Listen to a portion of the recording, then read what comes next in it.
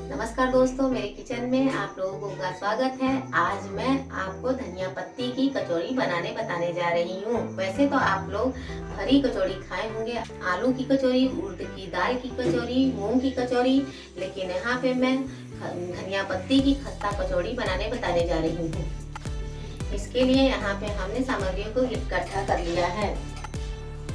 धनिया पत्ती, 1 स्पून अजवाइन, 1 स्पून मंगरेल और 2 स्पून रिफाइंड तेल, 2 स्पून जीरा और 4 इंच अदरक और आधा किलो आटा।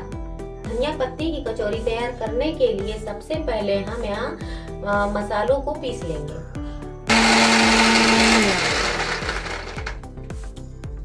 अब आप देख सकते हैं कि यह हमारा धनिया पत्ती, अदरक और जीरा का पेस्ट बनकर तैयार हो चुका है। अब हमारा धनिया पत्ती का पेस्ट तैयार हो चुका है। अब हम आटे को गूंथ लेंगे। इसमें सबसे पहले हम लोग अजवाइन मिला देंगे, उसके बाद मंगरेल मिला देंगे, उसके बाद 1 स्पून नमक मिला देंगे, उसके बाद 2 स्पून रिफाइंड तेल मिला देंगे। उसके बाद हम इसको अच्छे से मैश कर लेंगे। उसके बाद आप देख सकते हैं कि जो हमने धनिया पत्ती, अदरक, जीरा का पेस्ट तैयार किया था, उसी को डालकर हम इस आटे को अच्छी तरह से गूंथ लेंगे। अब आप देख सकते हैं कि यह हमारे आटे का डो बिल्कुल बनकर तैयार हो चुका है। अब इसको छोटा छोटा बेल कर कचौरी को छानेंगे।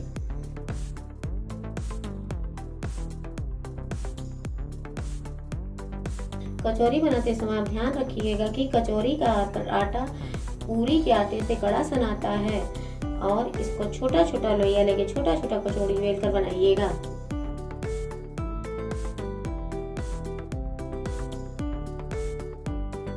अब आप देख सकते हैं कि कढ़ाई का रिफाइंड तेल बिल्कुल गर्म हो चुका है। अब हम कचौड़ियों को छानेंगे।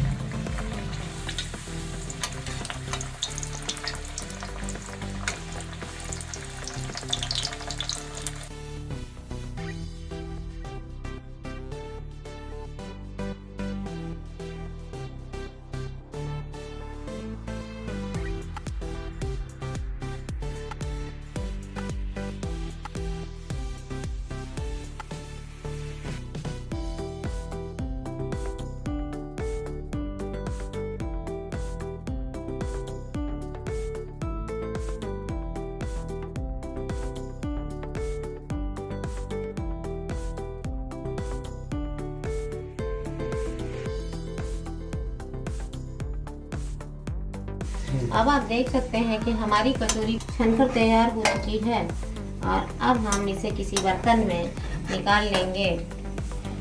अब आप यह देख सकते हैं कि यह हमारी हरी धनिया पत्ती की खस्ता कचौड़ी बनकर बिल्कुल तैयार हो चुका है। इसको आप किसी भी सब्जी के साथ खा सकते हैं, लेकिन यहाँ पर हमने आलू टमाटर मटर की सब्जी बनाई है। यदि आपको यह चैनल पसंद आए तो इसको लाइक और सब्सक्राइब करना ना भूलें। धन्यवाद।